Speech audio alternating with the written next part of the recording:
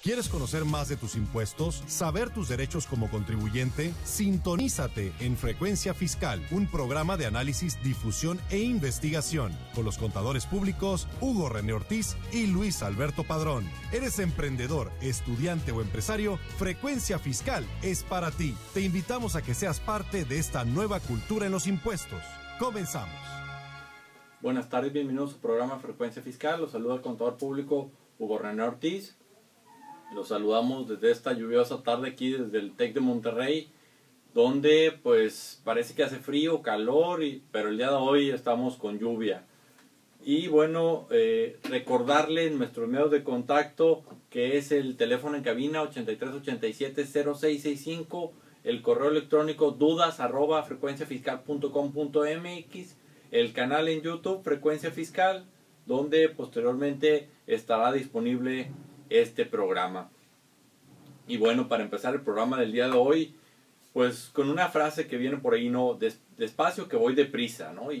Y hablamos que vamos deprisa porque los contadores tenemos muchas declaraciones encima, mucha información que presentar al SAT, que ya está por vencer, que tenemos información ahora sí que calientita, que el día de ayer la autoridad por ahí estuvo publicando ciertas, entre comillas, actualizaciones de lo que espera recibir de los contribuyentes, y entonces empezaremos abordando estos temas.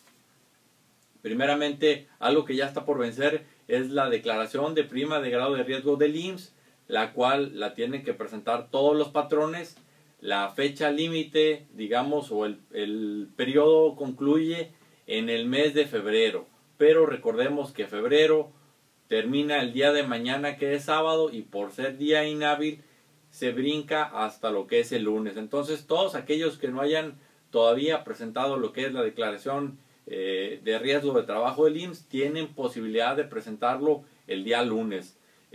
Ya la autoridad del Seguro Social en los últimos años ha estado renovando la cuestión de su plataforma y demás, y actualmente la forma más común de presentar esta declaración es a través de internet, a través de la página del IMSS. Por ahí se accesa, nada más que hay que tener mucho cuidado, que como cualquier información que viaja a través de la red, cuando se deja al último, hay muchos patrones que están luego tratando de enviar esta declaración y se satura la aplicación, por lo que no es difícil poder enviar la información. Entonces aquí la recomendación sería, si no lo has enviado todavía, bueno, pues una es aprovechar el fin de semana o hacerlo en horas poco comunes, es decir, temprano, muy temprano en la mañana, o ya al concluir la tarde, para que no pierdas mucho tiempo intentando enviar la declaración, porque ya estuvimos experimentando este tipo de situaciones. Lo que fue el día de ayer, lo que era mediodía, se estuvo complicando la comunicación con, digamos así, con los servidores del Seguro Social, pero ya en lo que era la tarde, por ahí de las 6, 7 de la tarde, ya fue muy fluida esta comunicación. Bueno, otro de los temas que tenemos por ahí es el famoso tema de la contabilidad electrónica, ¿no? Que en términos generales abarca lo que es el catálogo de cuentas, lo que es la balanza de comprobación y las pólizas. El primer plazo o fecha importante que tenemos es ya la próxima semana, donde los contribuyentes tienen que enviar lo que es la balanza de comprobación y lo que es el catálogo de cuentas. Y estoy refiriéndome a aquellos contribuyentes que tienen ingresos mayores o que tuvieron ingresos mayores a 4 millones en el ejercicio 2013. Estos contribuyentes, reitero, tienen que enviar lo que es el catálogo y la balanza de comprobación. La autoridad fiscal, el SAT, el día de ayer en la tarde liberó lo que es un validador de archivos electrónicos. Y bueno, aquí le llama documentos digitales. Aquí esta aplicación, por decirlo así, valida la estructura del archivo que se envía.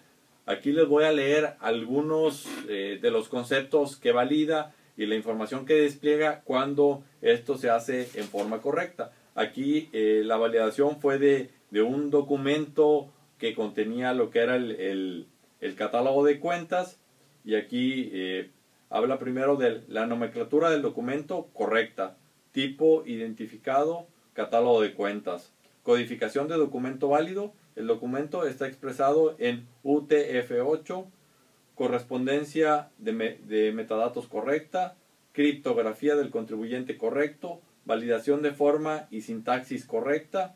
El documento XML es válido. Con esto la autoridad nos está verificando el archivo XML que se generó del catálogo de cuentas para posteriormente enviarlo a la autoridad. Y bueno, algo aquí que me llamó la atención, el tiempo que se llevó a validar este catálogo de cuentas fue de, digamos, un cuarto de segundo. O sea, ni siquiera un segundo, un cuarto de segundo, para que se den una idea de lo potente que son los servidores que tiene la autoridad, de cómo va a estar en un cuarto de segundo. Validó prácticamente 6 puntos y fue de manera inmediata esto. Entonces, pues todos aquellos contribuyentes que estaban esperanzados a tener una prórroga en el envío de la información, el hecho que tengamos ya un validador de parte de la autoridad, pues yo creo que ya deja muy claro que la autoridad esperará la información de parte de los contribuyentes la próxima semana, y también aquí está demostrando quizás que ya está preparada en temas tecnológicos para recibirla. En las redes sociales ha habido mucha comunicación o mucha información de parte de contribuyentes, de contadores, solicitando una prórroga debido a que a unos cuantos días del vencimiento del plazo apenas la autoridad está liberando este validador. Y bueno, eso es por un lado. Por otro lado tenemos, digamos, el proyecto de modificación a la resolución miscelánea, y que en este proyecto, que igual se publicó el día de ayer en la página del SAT, por ahí hay un punto que me estoy refiriendo al punto 10, donde hacen referencia a la contabilidad electrónica, pero únicamente hacen referencia a lo que es las pólizas. Y aquí en pocas palabras están dando un plazo adicional para aplicar las reglas de la contabilidad electrónica al tema de las pólizas. Y este plazo adicional, digámoslo así, está digamos hasta el mes de junio. Es decir, que por los primeros 6 meses del año los contribuyentes no se tienen que preocupar por presentar lo que son las pólizas a la autoridad, o cumplir con los requisitos que tanto a través de la resolución miscelánea se han establecido para el tema de las pólizas. Aquí pareciera que de forma indirecta, al referirse este proyecto únicamente al tema de las pólizas y no aclarar nada en cuanto a lo que es el catálogo y en cuanto a lo que es la balanza de comprobación, pues pareciera que la autoridad indirectamente nos está diciendo que no va a haber prórroga, y por lo tanto hay que prepararnos. Por ahí hay quienes, algunos, después de analizar el tema aquí del proyecto, vemos que en la numeración viene el primero, segundo, tercero, cuarto, y se brinca al 10º, y hay quien todavía tiene la esperanza que entre el 5º y el 9º punto, por decirlo así, se incluya en los próximos días algo referente al tema del catálogo de cuentas y al tema de la balanza de comprobación. Pero bueno, mientras esto sucede, la recomendación es ponerse a trabajar, aquellos que no han iniciado con el tema del catálogo, de hacer el famoso mapeo de cuentas, de las cuentas que tiene mi catálogo con las cuentas del código agrupador del SAT, para efectos de tener todo identificado y poder cumplir a tiempo. Y una vez que tengamos esto, correr el proceso o entrar a la página donde se encuentra el validador de estos documentos electrónicos, y estar seguros que nuestro sistema contable cumple con los requisitos, o la generación de estos archivos XML, tanto del catálogo como de la balanza de comprobación, cumplen con los requisitos que establece el SAT, y que por lo tanto no vamos a tener problemas a la hora del envío de la información a la autoridad. Y bueno, entrando al tema del día de hoy, le recuerdo el correo electrónico dudas@frecuenciafiscal.mx. Y el tema del día de hoy, aquellos que nos siguen en Facebook, por ahí lo titulamos "No habla pero dice mucho". Y en esta ocasión nos estamos refiriendo al recibo de nóminas, ¿no? Aquel documento donde pues a lo mejor tú recibes de manera periódica o quizás únicamente tienes la precaución de validar que en tu cuenta bancaria esté por ahí el día, en este caso por ejemplo hoy que termina quincena, algunos de nuestros radioescuchas quizás estén recibiendo el pago de su nómina el día de hoy y hasta ahí ha quedado, más sin embargo no han tenido la precaución de ver el recibo de nóminas correspondiente y la información que se incluye en este recibo de nóminas. ¿Y por qué es importante esto? Bueno, porque a partir del 2004 las reglas cambiaron en temas de recibo de nóminas, dado que hay que timbrarlos. Eso por una parte. También por otra parte el tema de la deducción de las nóminas, ¿no? En la ley anterior, y por la ley anterior me refiero a la ley de ISR de 2013 hacia atrás, estaba contemplado que la nómina se podía pagar en efectivo y podía ser considerada como una deducción autorizada. A partir de 2014 las reglas cambiaron y prácticamente son casos muy particulares donde se permite la deducción de la nómina en efectivo a través ahí de la resolución miscelánea, porque la autoridad quiere que todo se maneje a través del sistema bancario. Y por eso es importante ver qué incluye este recibo de nóminas. Y que si vemos el panorama completo, como bien diría Luis, que no nos acompaña el día de hoy, si vemos lo que es el bosque, bueno, pues esta es una pequeña parte de lo que es el tema electrónico, el tema de fiscalización que la autoridad tiene hacia los contribuyentes. Y vamos a ver que es una parte porque si bien es cierto únicamente se refiere a las nóminas, incluye mucha información satélite que la autoridad está corroborando a través de estos recibos de nómina. Y bueno, para entrar un poco a detalle de qué información contiene o qué podemos revisar en estos recibos de nómina, tenemos la cuestión del tipo de pago, ¿no? Si estamos hablando de un sueldo, de un salario, una jubilación, una pensión, si estamos hablando de un asimilado a salario, en caso de que sea asimilado a salario, ¿qué tipo de asimilado es? Si proviene de una sociedad o sociedad civil, si proviene de una sociedad cooperativa o si proviene de miembros de consejo o de alguna otra situación donde, por ejemplo, el contribuyente, persona física, puede estar prestando un servicio profesional, pero opta porque le retengan como si fuera un asimilado a salario. Entonces, de entrada, la autoridad sabe qué tipo de ingreso está percibiendo la persona física.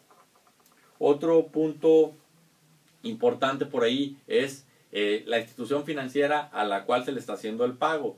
Es decir, si tú tienes tu nómina o en tu empresa manejan la nómina a través de determinado banco, en la información del recibo de nóminas por ahí se está especificando qué banco es. Y estos bancos ya están catalogados, ¿no? Por ahí tienen una clave y viene lo que le llaman aquí el nombre corto que la autoridad le ha asignado al banco.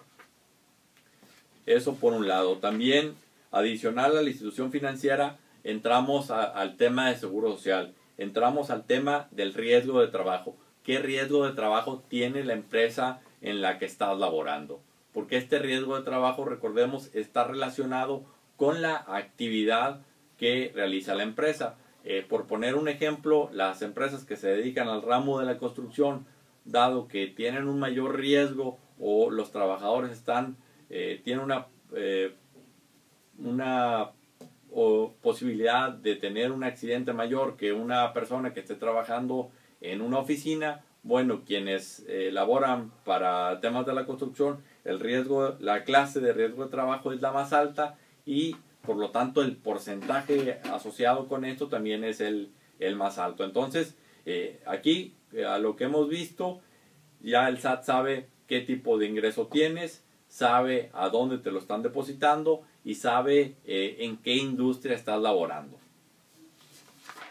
Posteriormente entramos al punto medular del tema de las nóminas, ¿no? Por ahí hay un catálogo donde la autoridad tiene aproximadamente 42 conceptos donde vienen los diferentes, y vamos a decirlo así, tipos de ingresos que puede percibir el trabajador, ¿no? Que van desde lo que es sueldo, salario, rayas y jornales, que eso está catalogado con la clave 001, por ejemplo, lo que es la gratificación anual, que es el aguinaldo, si tienen fondo de ahorro, si tienen una caja de ahorro, premio de asistencia, premio de puntualidad, seguro de gastos médicos, subsidio por incapacidad, horas extra, prima dominical, prima vacacional, prima de antigüedad, vales de despensa, vales de restaurante, vales de gasolina, ayuda para anteojos, ayuda para transporte, etcétera. Estamos hablando de una descripción bastante minuciosa de los ingresos que obtiene el trabajador. Y si todavía hacemos un zoom más preciso a este tipo de conceptos, por ahí luego hay que identificar si el concepto es grabado o si el concepto es exento para temas de ISR. Y esto trae mucho o trae tela de trasfondo, ¿no? Porque esta información es útil o tiene que ver tanto con el trabajador, el contribuyente, persona física que percibe el ingreso, como con la autoridad fiscal. Y la autoridad fiscal me refiero al caso del SAT y también me refiero al caso del IMSS. Atendiendo el caso del IMSS, ¿por qué le interesa esto al IMSS? No, bueno, recordemos primeramente que el IMSS o los trabajadores tributan, por decirlo así, en el IMSS en base a un salario diario integrado, que este salario diario integrado se comprende por todas y cada una de las prestaciones o de las percepciones que recibe el trabajador. Y el IMSS tiene un catálogo donde determina qué conceptos forman parte de ese salario diario integrado y qué conceptos no forman parte de ese salario diario integrado, ¿no? Y hay algunos conceptos que están, digámoslo así, exentos hasta determinado porcentaje del salario, hay otros que están exentos hasta un determinado monto, dependiendo del salario mínimo del área geográfica del contribuyente. Entonces, pues con esta información, en este caso el IMSS sabe qué percepciones tuvo el trabajador, si son percepciones constantes, si son percepciones extraordinarias, y en base a eso puede verificar lo que es el salario diario integrado con el que está cotizando la persona física, ¿no? Entonces, por eso es muy importante poner atención a este desglose, y si tú que me estás escuchando formas parte de una empresa del área de recursos humanos que se encargan del cálculo de la nómina, bueno, es importante cómo estás integrando esta información, porque todo esto va a plasmarse en un recibo de nóminas y que posteriormente las autoridades fiscales lo realizarán, lo utilizarán para actos de fiscalización.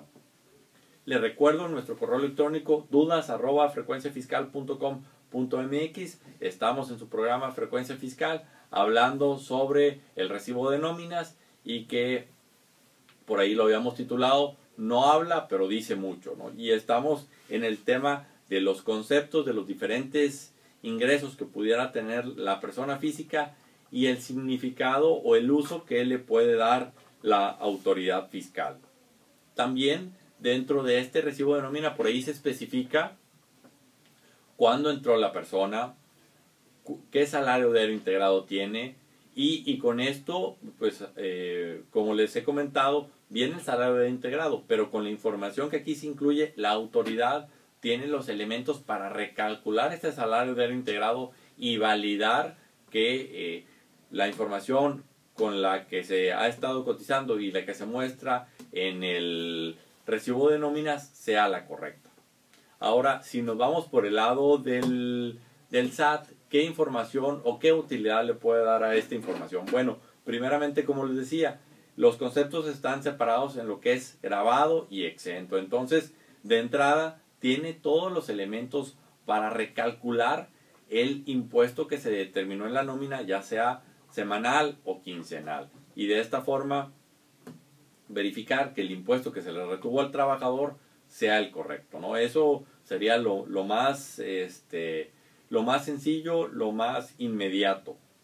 Pero también recordemos que a partir del 2014, por ahí está una disposición que para las personas morales que tengan asalariados y que tengan prestaciones que son ingresos exentos para las personas físicas, únicamente van a poder efectuar la deducción de ese tipo de prestaciones hasta un determinado porcentaje. Es decir, no las van a poder deducir al 100%. Y la autoridad, con la información que se le está enviando de manera mensual o semanal o quincenal, dependiendo de la periodicidad del pago de las nóminas, tiene todos los elementos para tener un acumulado del total de ingresos grabados que pagó la empresa, del total de ingresos exentos, y poder recalcular ese porcentaje de deducción y determinar de lo que es la previsión social qué monto puede deducir la empresa. Entonces, por eso es muy importante tener cuidado con la información que se está proporcionando, ¿no? Y a lo mejor algunos de nuestros radioescuchas digan, yo tengo un sistema de nóminas, el sistema de nóminas se encarga de todo eso, no tengo de qué preocuparme. Aquí nada más, mucho ojo, ¿no? Tener cuidado cuál es la configuración que tenemos en el sistema, porque a veces pasa que los cálculos los hace de manera correcta, pero no se configuró adecuadamente, y a la hora que se timbra esa nómina, a la hora que se envía la información a la autoridad, pues resulta que a lo mejor una prestación que estaba considerada como exenta se puso como grabada, a lo mejor la zona geográfica del trabajador, o si era sindicalizado o no sindicalizado, cosas que anteriormente no se les prestaba atención, ahora con este tema del CFDI de nóminas sí toman bastante relevancia. Entonces, por eso hay que tener mucho cuidado, y todavía tener mucho más cuidado aquellos que no tienen un sistema de nómina, sino que quizás entran a un portal donde les permite capturar cierta información y timbrar lo que son los recibos de nóminas. Entonces, aquí tener mucho cuidado para ver el origen de la información, de cómo lo estamos generando. Y bueno, aquí por último, los trabajadores tienen que tener mucho cuidado, porque pues el SAT sabe cuánto estás obteniendo de ingreso. Entonces, si en tu cuenta tienes depósitos adicionales a tu nómina que no corresponden a un ingreso, pues los debes de tener plenamente identificados y justificados, porque de lo contrario la autoridad te los puede considerar como ingresos. Y este tipo de conceptos me refiero que a lo mejor estás en una tanda, que a lo mejor estás organizando un viaje con tus cuates y tú eres el encargado de recopilar o de cobrar a cada uno de ellos para efectos de poder hacer el viaje, y bueno, al final del día tú tienes el depósito en tu cuenta y la autoridad va a considerar que son ingresos a menos que puedas justificarlo. Entonces, por eso es muy importante tener mucho cuidado de cómo utilizas tu cuenta bancaria y de todo lo que recibes por ahí, porque recordemos que hay ingresos exentos, pero que esta exención está condicionada a que tú lo reportes en tu declaración anual. Entonces, si olvidaste incluirlo en tu declaración anual, pones en riesgo esa exención y por lo tanto puede ser sujeto a pago de impuestos. Bueno, con esto me despido. Les recuerdo el correo electrónico dudas@frecuenciafiscal.com.mx, la página, el canal en YouTube Frecuencia Fiscal, donde posteriormente estará disponible este programa. Me despido, el contador público Hugo René Ortiz. Que tengan una excelente tarde. Hasta la próxima. Esto fue Frecuencia Fiscal. Te invitamos a seguirnos sintonizando todos los viernes de 2:30 a 3 de la tarde. Gracias.